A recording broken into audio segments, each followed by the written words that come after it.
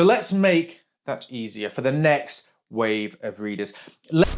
Welcome to Follower's Choice, the part of the show where I ask you for your comic book and manga recommendations that you'd give to new readers. Because let's all be honest, we've all been new to this nerdy world at some point. And if you were anything like me, you'll remember that first time walking into the comic shop, a whole wall of bright, shiny covers staring back at you, and you've no idea where to even start. So let's make that easier for the next wave of readers.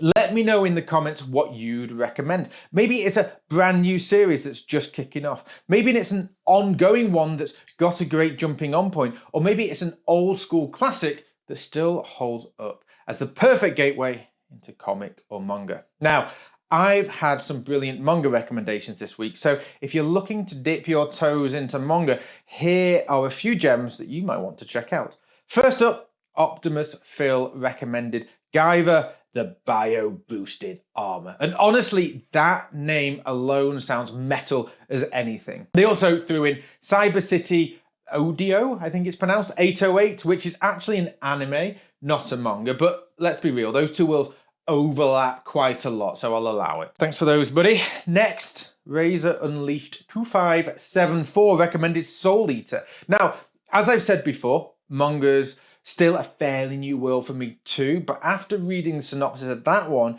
it sounds incredibly cool and is definitely going on my festive reading list. And finally, Jackie Star recommended two English language original mangas, Clock Striker and Apple Black. Now, I don't know if there is any kind of stigma around English language originals in the manga world, but from the sound of it, Apple Black has an amazing concept and is absolutely going on my wish list too. So there you have it, a few brilliant manga recommendations for new readers.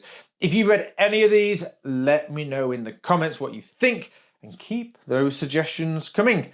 The more people we bring into this hobby, the better, at least in my very nerdy eyes.